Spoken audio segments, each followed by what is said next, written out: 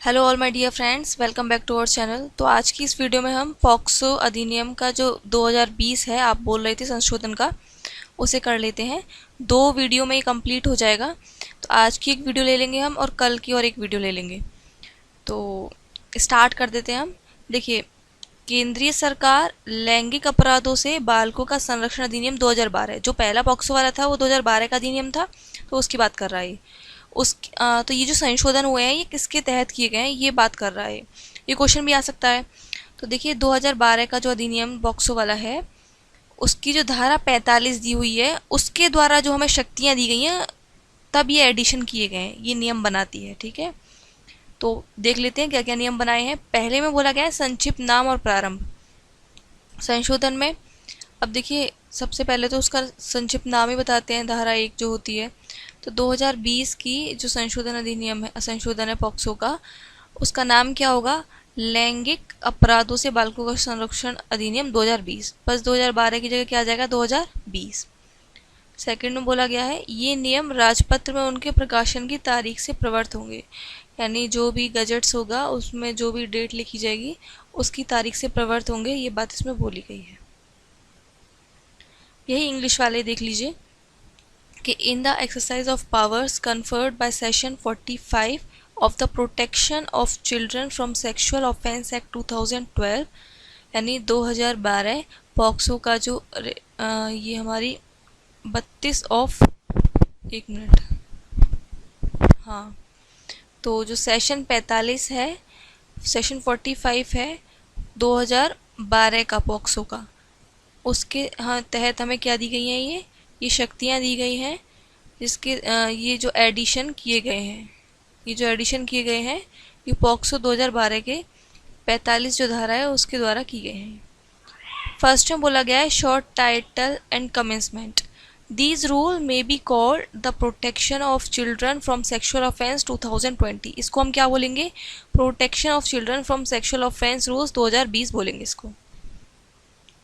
They shall come into force on date of their publication in official gazette. Gazette में जो भी publication मतलब date दी गई होगी उसके अनुसार ये होगा, फोर्स में आएगा। ठीक है, अब देख लेते हैं परिभाषा। देखिए,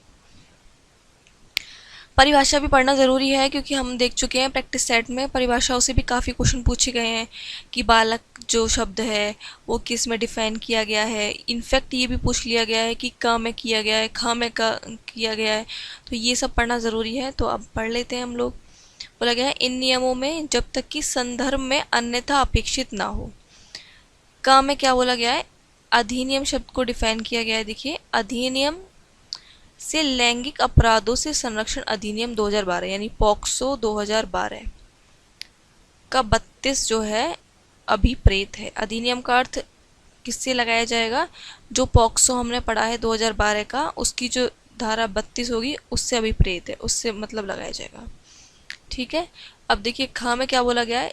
जिला बालक संरक्षण एकक, DCPU।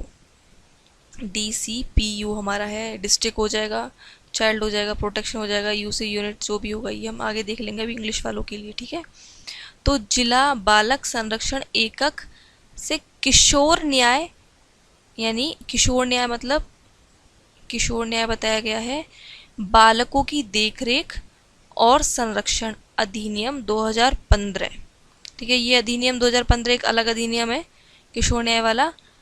उसकी धारा 106 के अधीन राज्य सरकार द्वारा स्थापित जिला बालक संरक्षण एकक अभिप्रेत है। देखिए, बताया गया है जो जिला बालक संरक्षण है उसका मतलब किससे लगाया जाएगा? उसका मतलब बोला गया है जो हमारा किशोर न्याय अधिनियम है, ठीक है, उसकी जो धारा 106 है, 106 के अधीन जो राज्य सरकार है उसके द्वारा जो भी स्थापित जिला बालक संरक्षण एकक है वो अभिप्रेत है। ग में क्या बोला गया है? विशेषज्ञ। विशेषज्ञ से बताया गया है इसमें, बोला गया विशेषज्ञ से अभिप्रेत मानसिक स्वास्थ्य, चिकित्सा, बाल विकास या अन्य सुसंगत विषय में प्रशिक्षित व्यक्ति। यानी विशेषज्ञ से किसका अर्थ लगाया जा रहा है? जो मानसिक स्वास्थ्य, चिकित्सा से, बाल विकास से, अन्य जो भी सुसंगत विषय में प्रशिक्षित व्यक्ति जिसकी संप्रेषण क्षमता अभिज्ञात निशक्तता या किसी अन्य भेद्यता से प्रभावित ऐसे बालकों के साथ संप्रेषण को सुनकर बनाने की आवश्यकता है। घ में बोला गया है, घ में विशेष शिक्षक बोला गया है से सीखने से संवाद की चुनौतियाँ भावात्मक और व्यवहारिक मुद्दों, शारीरिक निशक्तताओं, विकासपरक मुद्दों सहित तरीकों से बालक की व्यक्तिगत योग्यताओं, आवश्यकताओं का समाधान करके निशक्त बालकों से संप्रेषण करने की प्रशिक्षित व्यक्ति अभिप्रेत है। यानी देखिए, विशेष शिक्षक का अभिप्राय यहाँ पे किससे लगाया जा रहा है? जो क्या क्या समझ सके, जो संवाद है, जो संवाद की चुनौतियाँ आती है। मान लीजिए कोई किसी बच्चे को संवाद में प्रॉब्लम है, बोल नहीं पा रहा। अब मान लीजिए कोई बालक जो है, बालक जो है वो मुख से मतलब गूंगी मान ले या बहरी, मतलब कुछ इस तरह से मान ले, जो अपना संवाद बात पहुंचाने तक सामान्य तौर पर जो सामान्य इंसान है वो नहीं समझ पा रहे उसकी बातों को। तो एक विशेष शिक्षक कैसा होना चाहिए कि वो संवाद की चुनौतियों को क्या कर सके, हल कर सके। भावात्मक रूप से भी, व्यवहारिक मुद्दे जो हों, शारीरिक निशक्तताओं यानी कोई शारीरिक रूप से बताने में असमर्थ है, विकासपूरक मुद्दों सहित तरीकों से बालक की व्यक्तिगत योग्यताओं, जो भी उसकी योग्यता होंगी, उनकी आवश्यकताओं का समाधान करके, यानी जो उसे आवश्यकता लगेंगी उसका समाधान करके और निशक्त बालकों से संप्रेषण करने की प्रशिक्षित व्यक्ति अभिप्रेत है। यानी ऐसा व्यक्ति अभिप्रेत है जो इन सभी मतलब इस तरह के बालकों की जो भी चुनौतियां होंगी संवाद में, भावात्मक रूप से या व्यवहारिक रूप से, या वो कहने में असमर्थ है, तो उसको वो हल कर सके। तो ऐसे इंसान को, ऐसे व्यक्ति को हम विशेष शिक्षक मानेंगे। इसमें इंग्लिश में देख लेते हैं। In these rules unless the context otherwise require. क्या क्या रिक्वायर है? Act means the protection of children from sexual offense act 2012। Act का मतलब अभी किससे लगाया जाएगा? जो पॉक्सो है हमारा 2012 का, उसकी धारा 32 जो है 32/2012 से जो उसमें दिया गया है उससे लगाया जाएगा। बी में बोला गया district child protection unit. District child protection unit DCPU, जो हमने इंग्लिश में भी देख लिया। हिंदी वाले बच्चे जो भी विद्यार्थी हैं, हिंदी वाले कैंडिडेट हैं, वो लोग DCPU भी ध्यान रखें, क्योंकि क्या पता जो आपको जिला बालक संरक्षण एक ना देकर सीधे DCPU दे दिया हिंदी में ही ऐसी देवनागरी में लिखकर, तो आप लोग इसको भी ध्यान रखिएगा। District child protection unit DCPU means, इसका क्या मतलब होगा? District child protection unit established by state government.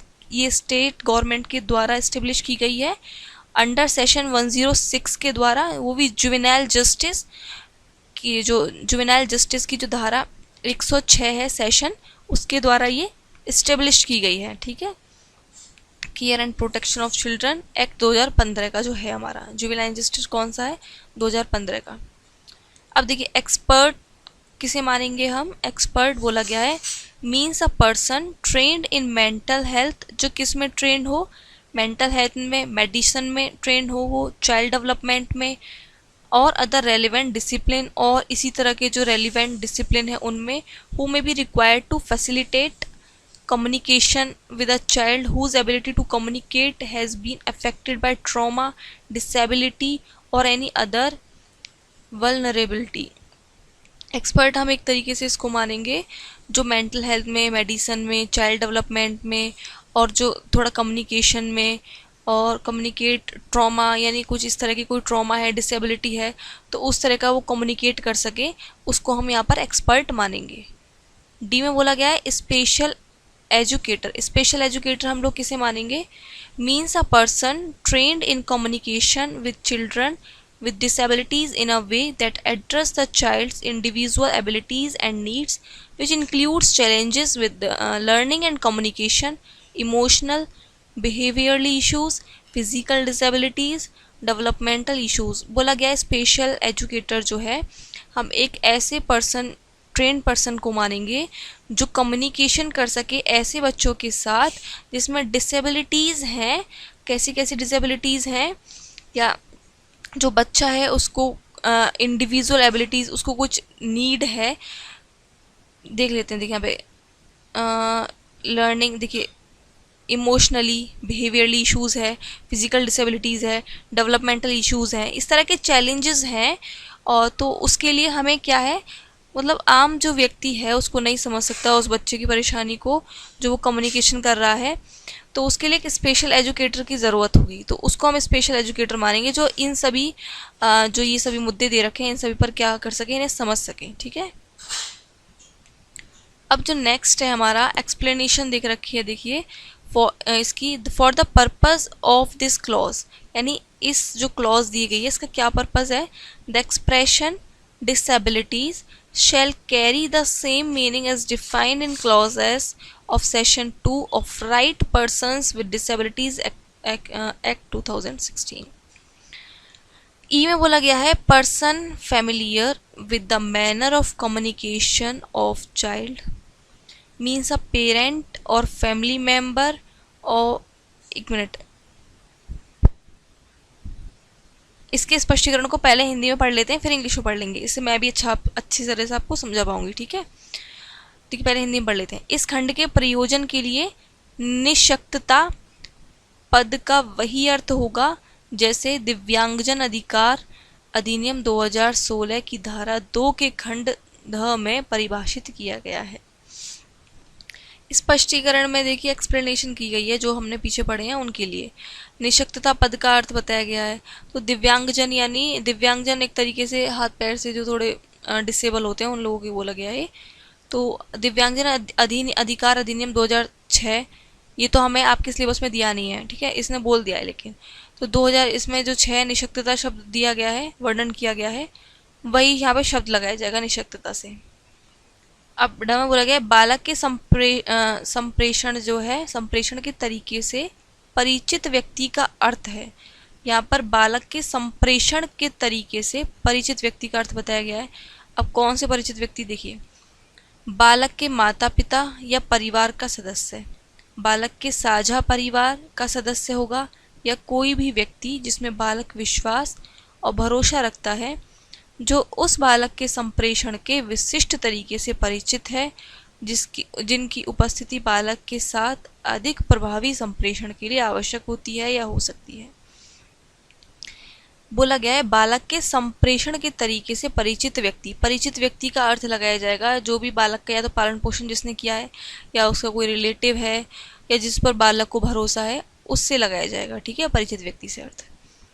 च में बोला गया है सहायक व्यक्ति से क्या अर्थ लगाया जा रहा है। सहायक व्यक्ति से नियम 4 के उपनियम 7 के अनुसार बालक कल्याण समिति द्वारा जांच परीक्षण की प्रक्रिया के माध्यम से बालक को सहायता प्रदान करने के लिए नियत व्यक्ति या अधिनियम के अधीन अपराध के संबंध में पूर्व परीक्षण या परीक्षण प्रक्रिया में बालक की सहायता करने वाला कोई अन्य व्यक्ति अभिप्रेत है। देखिए सहायक व्यक्ति जो है वो उसके घर का व्यक्ति नहीं है। सहायक व्यक्ति इसमें बोला गया है परीक्षण प्रक्रिया के माध्यम से बालक की सहायता प्रदान करने वाला हो, करने के लिए नियत व्यक्ति हो, या अधिनियम के अधीन अपराध के संबंध में पूर्व परीक्षण या परीक्षण प्रक्रिया में बालक की सहायता करने वाला कोई भी अन्य व्यक्ति अभिप्रेत है। यानी सहायक व्यक्ति कोई भी अन्य व्यक्ति अभिप्रेत है, जो परीक्षण होगा, उसकी जांच होती है बालक की, तो उसमें जो उसकी सहायता या उसके साथ जो रहेगा, कोई घर का नहीं होगा, इसमें कोई बाहर का ही होगा, वो सहायक व्यक्ति कहलाएगा। 2 में बोला गया उन शब्दों और पदों के जो इसमें प्रयुक्त हैं और इन नियमों में परिभाषित नहीं है किंतु अधिनियम में परिभाषित हैं, वही अर्थ होंगे जो अधिनियम में हैं।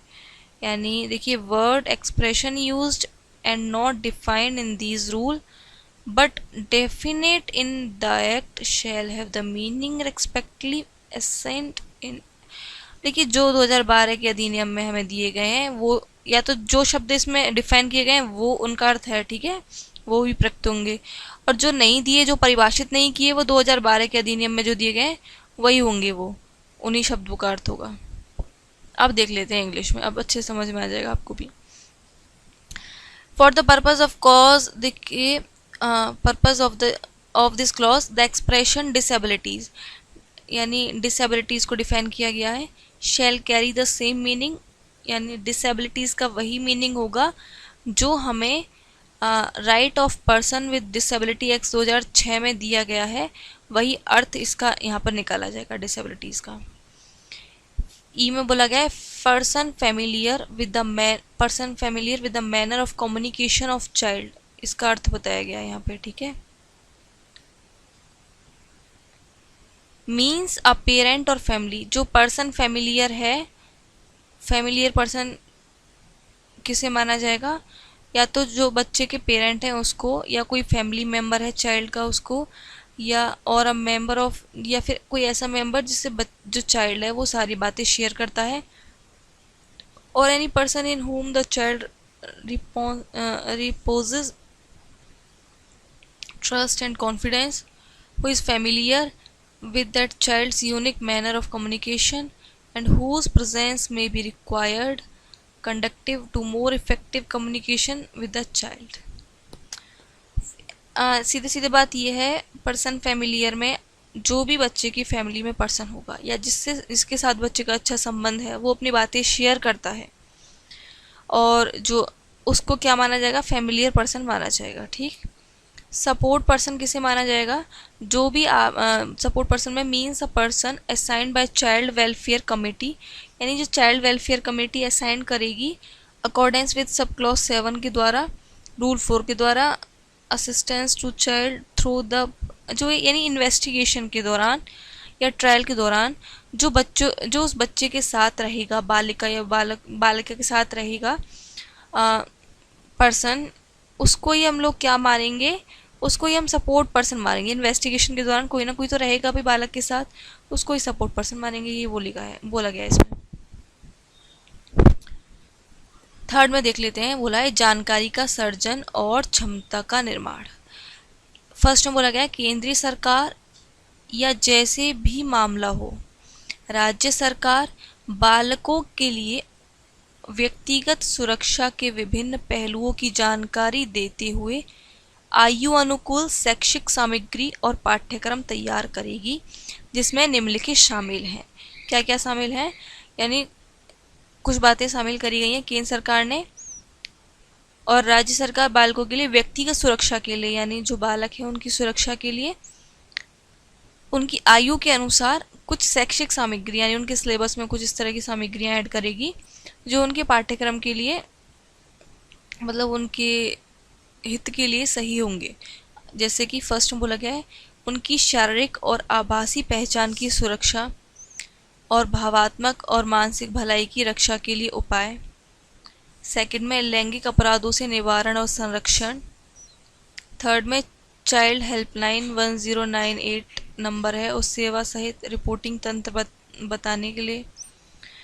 फोर्थ में अधिनियम के अधीन अपराधों की प्रभावी निवारण के लिए लैंगिक संवेदनशीलता, लैंगिक समानता, लैंगिक साम्य को अंत्यवरिष्ठ करना। इंग्लिश में देख लीजिए, awareness generation and capacity building. The central government और as the case may be the state government shall prepare as appropriate educational material curriculum for children, informing them about various aspects of personal safety including यानी जो central government होगी वो और state government होगी वो बच्चों की एज के अकॉर्डिंग, एज अप्रोप्रिएट बोला है, एजुकेशनल मटेरियल और करिकुलम ऐड करेगी बच्चों में, जो भी सिलेबस है उनके में सेफ्टी के लिए, उनकी पर्सनल सेफ्टी के लिए उसमें क्या क्या इंक्लूड करेगी। फर्स्ट में बोला गया measure to protect their physical and virtual identity and to safeguard their emotional और मेंटली वेल बीइंग। सेकंड बोला गया है prevention and protection from sexual offence. Third में बोला गया reporting mechanism including child helpline 1098 service. Fourth में बोला गया है inculcating gender sensitivity, gender equality, gender equity for effective prevention of offense under the act। ठीक, बढ़ते हैं नेक्स्ट की ओर।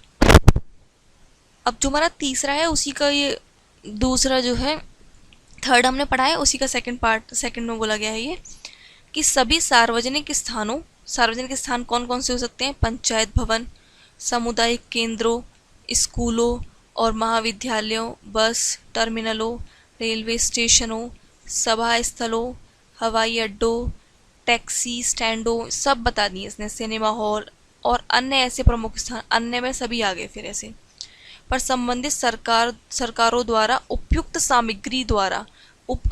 सामग्री और सूचना प्रसारित की जाएगी तथा इंटरनेट और सोशल मीडिया जैसे आभासी स्थानों में उपयुक्त रूप से भी प्रसारित की जाएंगी।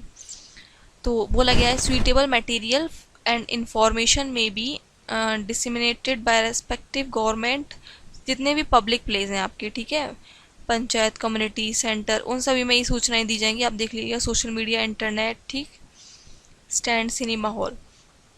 तीसरे में बोला गया है केंद्रीय सरकार क्या करेगी? केंद्रीय सरकार और जो प्रत्येक राज्य सरकार संभावित जोखिम, भेद्यताओं, दुर्व्यवहार के संकेतों, अधिनियम के अधीन बालकों के अधिकारों के बारे में जानकारी के साथ ही बालकों के लिए उपलब्ध सेवाओं के उपयोग के बारे में जानकारी फैलाने के लिए भी सभी उपाय करेगी। देखिए इसमें ये बोला गया थर्ड में, केंद्रीय सरकार और राज्य सरकार दोनों क्या करेगी? जो भी जोखिम हो सकते हैं, संभावित दुर्व्यवहार हो सकता है, उसके संकेत, और इस अधिनियम के अधीन बालकों के जो भी अधिक जानकारी है वो सभी उपलब्ध कराएगी और फैलाएगी, ज़्यादा से ज़्यादा उपलब्ध क्या कराएगी? फैलाएगी। इन सेवा उपलब्ध करा सकती है और जानकारी क्या करेगी? ज़्यादा से ज़्यादा फैलाएगी। ये तीसरे में आपके में बोला गया है। फोर्थ में देख लेते हैं, बालकों के आवास वाली या स्कूलों, क्रेंचों, खेल अकादमियों या बालकों के लिए किसी अन्य सुविधा सहित बालकों के नियमित संपर्क में आने वाली किसी भी संस्था को बालक के संपर्क में आने वाली प्रत्येक कर्मचारी शिक्षण, गैर शिक्षण, नियमित, संविदात्मक या ऐसे संस्थान का कर्मचारी होने के नाते किसी अन्य व्यक्ति के समय समय पर पुलिस सत्यापन और पृष्ठभूमि की जांच सुनिश्चित करनी चाहिए। ऐसे संस्थान यह भी सुनिश्चित करेंगे कि बालक सुरक्षा और संरक्षण पर उन्हें संवेदनशील बनाने के लिए आवधिक प्रशिक्षण आयोजित किया जाए। ठीक, अब फिफ्थ में क्या बोला गया? देखिए, संबंधित सरकारें बालकों के विरुद्ध हिंसा के प्रति शून्य सहिष्णुता के सिद्धांत, यानी बिल्कुल भी बच्चों के प्रति कोई हिंसा होती है तो बिल्कुल भी नहीं सहन किया जाएगा, शून्य सहिष्णुता वो है इसमें, के आधार पर एक बालक संरक्षण नीति तैयार करेगी जिसका बालकों के लिए कार्य करने वाले या संपर्क में आने वाले सभी संस्थानों, संगठनों या किसी अन्य एजेंसी द्वारा पालन किया जाएगा। यानी जो ये शून्य सहिष्णुता जो संबंधित सरकार बनाएगी तो उसका पालन कहाँ करेंगे? जो भी बालक जिनके संपर्क में आते हैं उन संस्थानों में, जो संगठन है उनमें, उन सभी को पालन करना पड़ेगा। ठीक है, इन सभी बातों का इंग्लिश में देख लेते हैं। The respective government shall be formulated a child protection policy based on principle of zero tolerance to violence against children. इस तरह की क्या बनाएगी? पॉलिसी बनाएगी जीरो टॉलरेंस की बच्चों के लिए, और जो कहाँ अडॉप्टेड किए जाएंगे? ऐसे इंस्टीट्यूशन में, ऑर्गेनाइजेशन में या फिर ऐसी अदर एजेंसी में जहाँ बच्चे काम करते हैं या जिनसे कनेक्ट होते हैं बच्चे, इन सभी में वो लागू होंगी।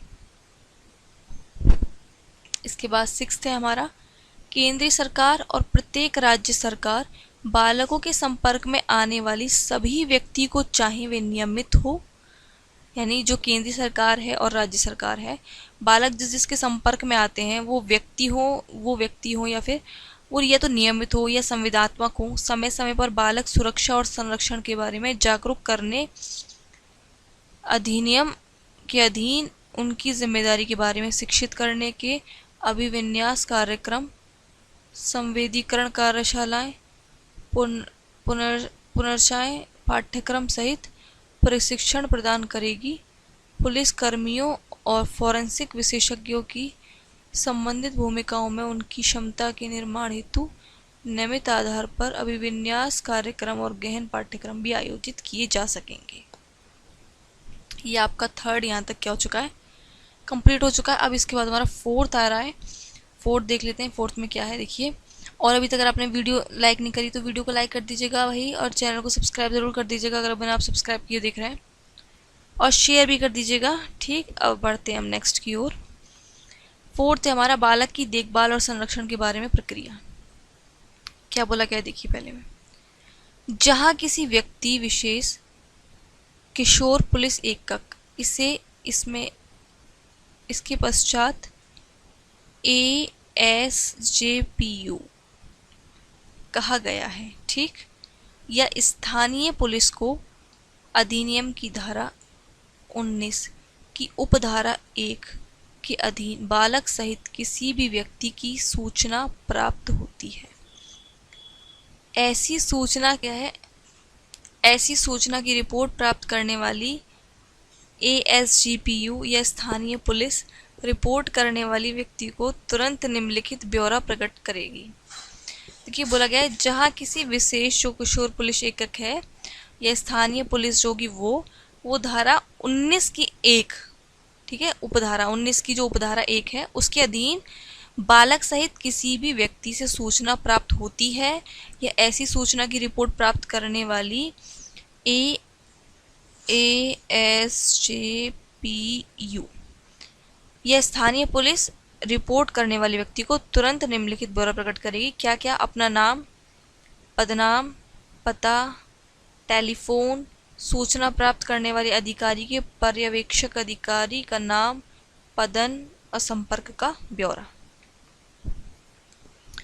इंग्लिश में देख लीजिए, procedure regarding care and protection of children, यानी where any special juvenile police unit hereafter referred to SJPU or the local police receive any information, यानी जो स्पेशल जुवेनाइल पुलिस यूनिट को या फिर जो लोकल पुलिस है उसको कोई इंफॉर्मेशन मिलती है under subsection 1 of session 19 of the act from any person including the child, the SJPU of or local police receiving the report of such information shall forth will disclose to the person making the report the following detail।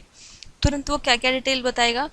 his या her name, उसकी designation जो भी उसकी जहाँ मतलब जगह है, the address उसका, telephone number, name, designation, contact detail of the officer who supervise the officer receiving the information, यानी उसकी भी कॉन्टैक्ट नंबर जिस ऑफिसर को उसने रिसीव किया है इंफॉर्मेशन, ये भी लिखी जाएंगी। सेकंड में बोला गया यदि अधिनियम के उपबंधों के अधीन अपराध होने के बारे में कोई सूचना चाइल्ड हेल्पलाइन 1098 को प्राप्त होती है, यानी 1098 को कोई सूचना मिल रही है तो चाइल्ड हेल्पलाइन ऐसी सूचना की तुरंत ASJPU या स्थानीय पुलिस को रिपोर्ट करेगी। यदि 1098 को मिल रही है तो वो भी किसको करेगी? या तो इस जो हमारी स्पेशल जुवेनाइल पुलिस है उसको और स्थानीय पुलिस को रिपोर्ट करेगी। ये बात बोली गई इसमें। 3 बोला गया है जब किसी ASJPU या स्थानीय पुलिस, लोकल पुलिस जैसे भी मामला हो, अधिनियम की धारा 19 की उपधारा 1, इसे तो रट लीजिए आप, की धारा 19 की उपधारा 1 के अधीन अंतर्वृष्ट उपबंधों के अनुसार कोई अपराध जो किया गया हो, करने का प्रयत्न किया गया हो या किया जाने की संभावना हो के संबंध में सूचना प्राप्त होती है तो संबंधित प्राधिकारी करेगा जहां लागू हो। क्या क्या क्या बोला गया? दंड प्रक्रिया संहिता जो आपकी CRPC है वो कहाँ चला गया मेरा? हाँ, CRPC 1973 1974 का जो 2 की धारा 154 के उपबंध के अनुसार प्रथम सूचना रिपोर्ट रिकॉर्ड और दर्ज करने की कार्यवाही और ऐसी रिपोर्ट करने वाले व्यक्ति को उक्त संहिता की धारा 154 की उपधारा 2 के अनुसार उसकी एक प्रति निःशुल्क प्रतिलिपि देना। देखिए इतनी बात तो रटने की जरूरत नहीं है, ठीक है। क्या रटना है हमें?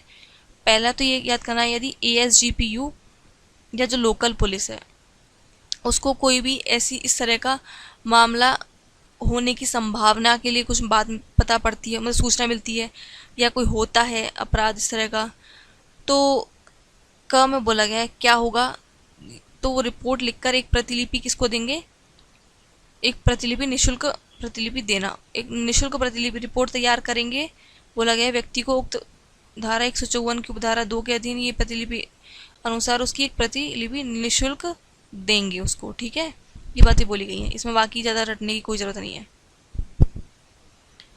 ख में क्या बोला गया है, जहाँ बालक को अधिनियम की जो धारा हमारी 19 है, सॉरी, अधिनियम की धारा 19 की उपधारा 5 या इस नियमों के अधीन आपातकालीन चिकित्सा देखभाल की आवश्यकता हो तो नियम 6 के अनुसार बालक की ऐसी देखभाल की पहुंच की व्यवस्था करना। देखिए बोला गया है जहां बालक को अधिनियम की धारा 19 यानी जहां बालक जो हमारा मतलब बोला गया है जहां बालक को अधिनियम की धारा 19 जो धारा 19 है उसकी उपधारा 5 है, इस नियम के अधीन क्या होगा, आपातकालीन चिकित्सा देखभाल की आवश्यकता हो या जो नियम 6 के अनुसार बालक की ऐसी देखभाल की पहुंच व्यवस्था करना। ग में बोला गया अधिनियम की धारा 27 के अनुसार बालक को चिकित्सा परीक्षा हेतु अस्पताल ले जाना। ठीक है, यानी ग में बोला गया है अधिनियम की धारा जो 27 है, अधिनियम धारा कौन सी है हमारा, ये पॉक्सो का हमारा अधिनियम कौन सा चल रहा है, पॉक्सो का अधिनियम 2012 वाला जो है वो उसके बारे में बोल रहा है अधिनियम। तो उसकी जो धारा 27 है उसके अनुसार चिकित्सा परीक्षा हेतु अस्पताल ले जाना है। घ में क्या बोला गया है कि यह सुनिश्चित करना कि फॉरेंसिक परीक्षणों के प्रयोजनों के लिए एकत्र किए गए नमूने को तुरंत फॉरेंसिक प्रयोगशाला में भेजा जाए। यानी यदि कोई फॉरेंसिक सैंपल्स हैं उनको क्या करें, यदि वो सुनिश्चित करना कि उनको तुरंत फॉरेंसिक प्रयोगशाला में भेजें।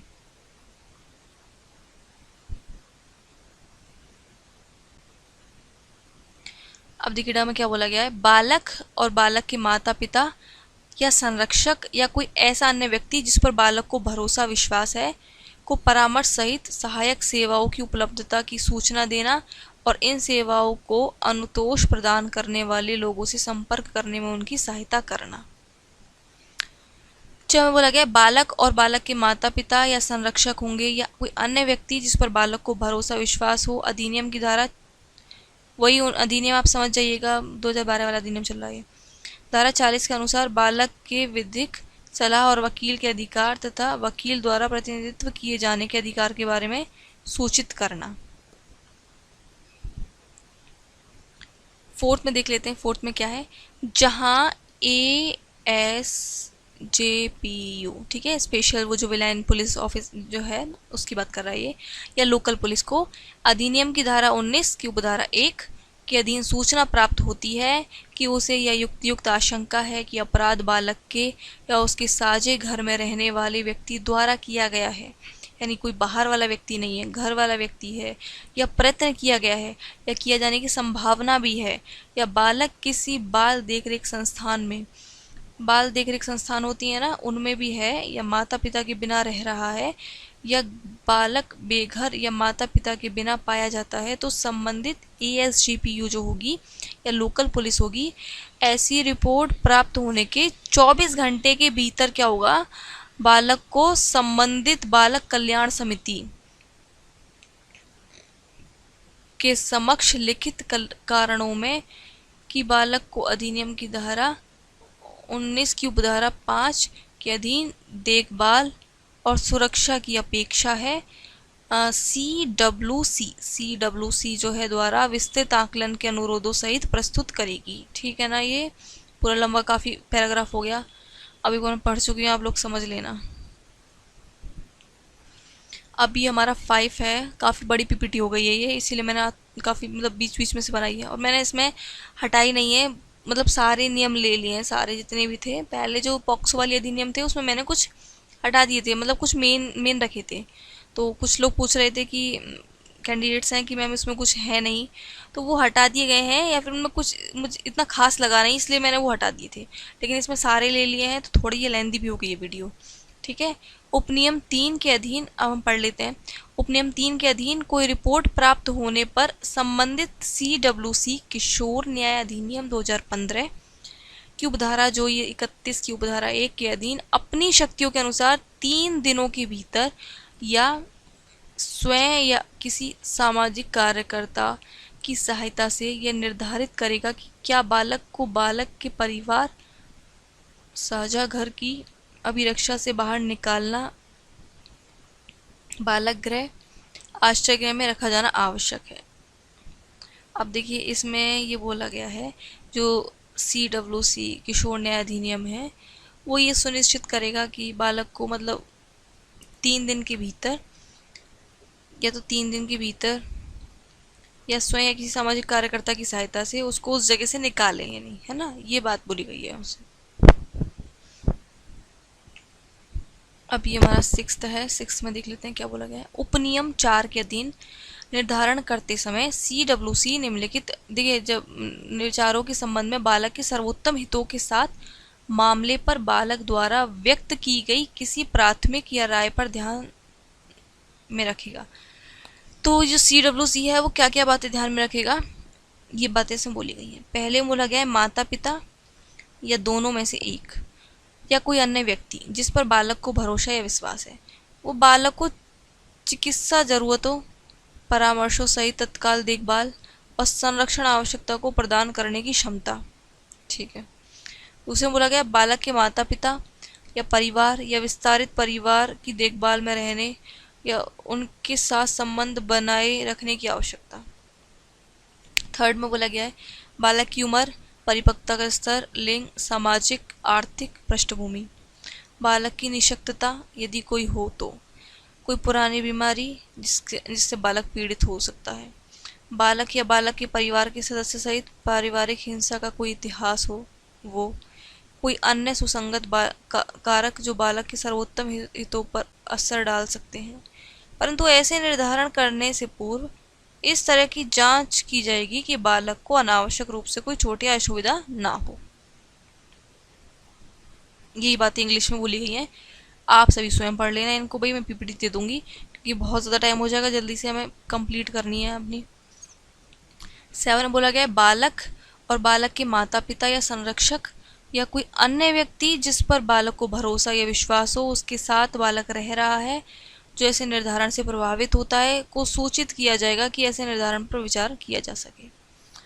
अब 8th में देखिए बोला गया है CWC अधिनियम की धारा 19 की उपधारा 6 के अधीन रिपोर्ट प्राप्त करने पर उपनियम जो हमारा ये 5 के अधीन किए गए उनके निर्धारण के आधार पर बालक और बालक के माता पिता, संरक्षक व व्यक्ति जिस पर बालक को भरोसा विश्वास है सहमति से जांच और प्रशिक्षण की प्रक्रिया के दौरान बालक को हर संभव तरीके से सहायता प्रदान करने के लिए सहायक व्यक्ति उपलब्ध करा सकता है और बालक को एक सहायक व्यक्ति उपलब्ध कराने के बारे में ASGPU या स्थानीय पुलिस को तुरंत सूचित करेगा।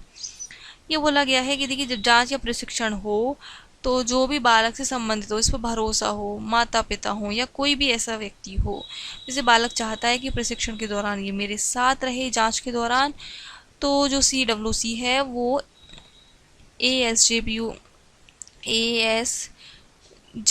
जो है हमारी उसको या फिर स्पेशल जुवेनाइल पुलिस जो है उसको या स्थानीय लोकल पुलिस को इन्फॉर्म करेगी और वो लोग जल्दी से संसूचित यानी उन लोगों को कनेक्ट करेंगे, उन लोगों को बुलाएंगे। अब 9th में देख लेते हैं 9th में क्या बोला गया है। सहायक व्यक्ति हर समय उस बालक से संबंधित सभी सूचनाएं, यानी सहायक व्यक्ति आपको ध्यान हो, सपोर्ट हमने समझा था 2 में सपोर्ट पर्सन किसे बोल रहे थे।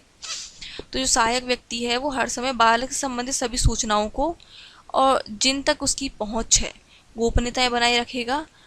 वह बालक और बालक के माता पिता या संरक्षक या अन्य व्यक्ति जिस पर बालक को भरोसा विश्वास है को उपलब्ध सहायता, न्यायिक प्रक्रियाओं, संभावित परिणामों सहित मामले की कार्रवाई के बारे में सूचित करेगा।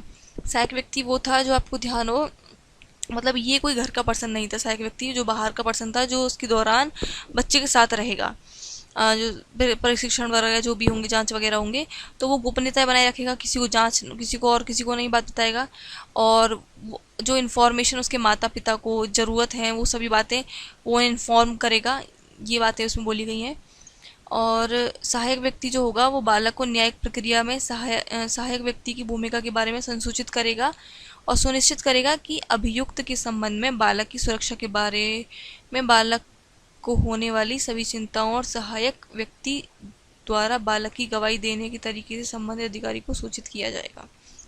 ये जो काम है ये एक सपोर्ट पर्सन के हैं, ठीक है। और ये सपोर्ट पर्सन की बात है, ये 9 में बोली गई है। अब 10 में देखते हैं क्या बोला गया है। जहां बालक को कोई सहायक व्यक्ति उपलब्ध कराया जाता है तो एएसजीपीयू और या फिर लोकल पुलिस जो है ऐसा दायित्व सौंपने के 24 घंटे के भीतर विशेष अदालत को लिखित में संसूचित करेगी। यानी यदि कोई किसी बालक को सपोर्ट पर्सन दिया जा रहा है तो जो स्पेशल जो विलाइन है वो और जो लोकल पुलिस है वो किसे इन्फॉर्म करेगी, अदालत को 24 घंटे के भीतर उसको इन्फॉर्म करना पड़ेगा। 11 में क्या बोला गया है, बालक और बालक के माता पिता या संरक्षक या वह व्यक्ति जिस पर बालक को भरोसा विश्वास के अनुरोध पर CWC द्वारा सहायक व्यक्ति की सेवाएं समाप्त की जा सकती हैं। देखिए ऊपर तो सहायक व्यक्ति देने की बात हुई है और मतलब 24 घंटे में पुलिस को इन्फॉर्म करना पड़ेगा। 11 में बात हो गई कि यदि कोई बालक या बालक के माता पिता को कोई संरक्षक या किसी अन्य व्यक्ति को कोई सहायक व्यक्ति मिल रहा है तो वो जो CWC है उसके द्वारा ये सेवाएं समाप्त भी हो जाएंगी। और समाप्ति का अनुरोध करने वाले बालक को ऐसे अनुरोध का कोई कारण बताना आवश्यक नहीं होगा। यानी बालक चाहे तो उसे मना भी कर सकता है कि मुझे कोई सहायक व्यक्ति नहीं चाहिए और कोई कारण बताने की कोई ज़रूरत भी नहीं होगी उसको। विशेष अदालत को ऐसी सूचनाएं लिखित में भेजी दी जाएंगी और जो स्पेशल कोर्ट होगा उसको ये सब बातें लिखित में भेजी जाएंगी, ठीक है।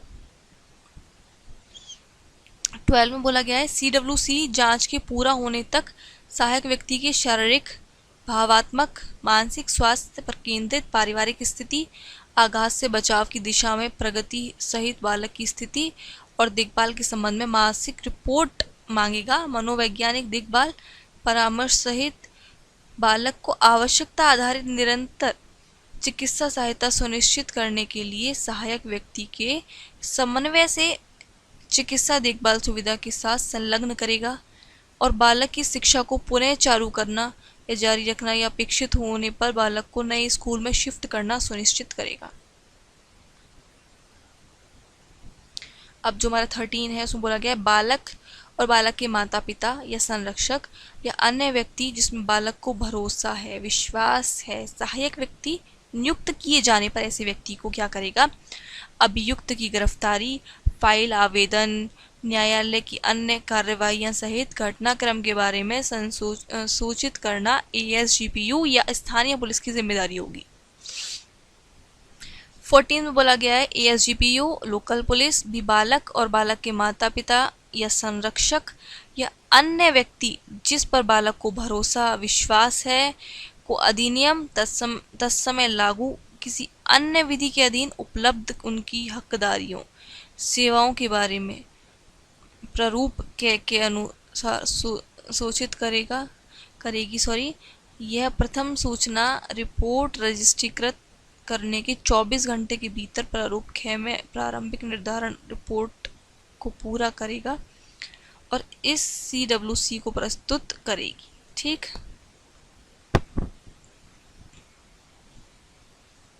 अब हमारा 15 में बोला गया है बालक और बालक के माता पिता, देखिए ये सभी तो भरोसेमंद इंसान जो भी है इस पर, तो एएसजीपीयू और लोकल पुलिस क्या करेगी, सहायक व्यक्ति द्वारा प्रदान की जाने वाली सूचना सम्मिलित करेगी और किंतु निम्नलिखित तक सीमित नहीं है। क्या क्या सीमित नहीं है, देखिए सार्वजनिक निजी आपातकालीन और संकटकालीन सेवाओं की उपलब्धता, आपराधिक अभियोजन में शामिल प्रक्रिया कदम, पीड़ित के प्रतिकर लाभों की उपलब्धता, पीड़ित को सूचित करने के औचित्य, अन्वेषण में हस्तक्षेप नहीं करना, विस्तार तथा अपराध के अन्वेषण की प्रारूप परिस्थिति, संदिग्ध अपराधी की गिरफ्तारी, संदिग्ध अपराधी के विरुद्ध प्रारूप फाइल, न्यायालय की कार्रवाइयों की अनुसूची जिसमें बालक का या तो उपस्थित होना अपेक्षित हो या तो भाग लेने का हकदार है, अपराधी या संदिग्ध अपराधी की जमानत, निर्मुक्ति या निरोध की परिस्थिति,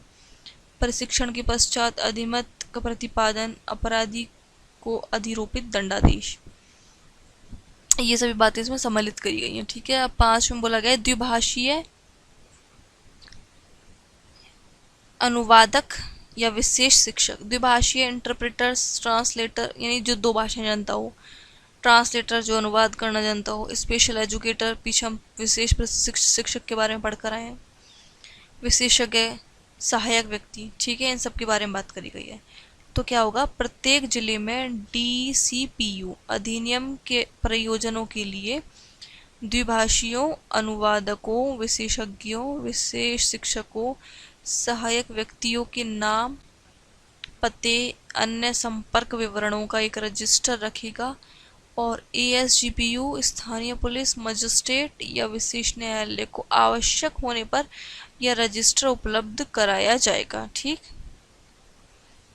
दो में बोला गया अधिनियम की धारा 19 की उपधारा 4, धारा 26 की उपधारा 3 और उपधारा 4, धारा 38 और नियम 4 के प्रयोजनों के लिए नियुक्त द्विभाषियों, अनुवादकों, विशेष शिक्षकों, विशेषज्ञों और सहायक व्यक्तियों की योग्यताओं, अनुभव क्रमशः इन नियमों से इंगित किए जाएंगे। द्विभाषीय, अनुवादक और विशेष शिक्षक DSPU द्वारा नियम 1 के अधीन रखी गई सूची से अन्यथा नियुक्त है। इस नियम की नियम 4 उपनियम 5 के अधीन निर्धारित अपेक्षाओं में DSPU विशेष न्यायालय अन्य संबंधित प्राधिकारी की संतुष्टि के अधीन प्रासंगिक अनुभव या औपचारिक शिक्षा प्रशिक्षण द्विभाषीय अनुवादक विशेष शिक्षक द्वारा संबंधित भाषाओं में धारा प्रवाह होने के साक्ष्य पर स्थिरता दी जा सकती है।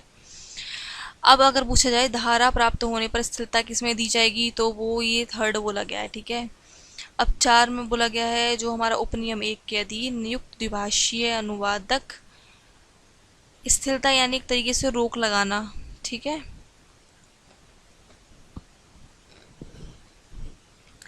यानी एक तरीके से जैसे मान लो ये द्विभाषीय होती हैं जो और ट्रांसलेटर होते हैं, अब इन ट्रांसलेट करके कुछ बताते हैं, तो ये विशेषज्ञ जो होते हैं इनके द्वारा संबंधित भाषाओं में धारा प्रवाह होने के साक्ष्य पर स्थिरता दी जा सकती है।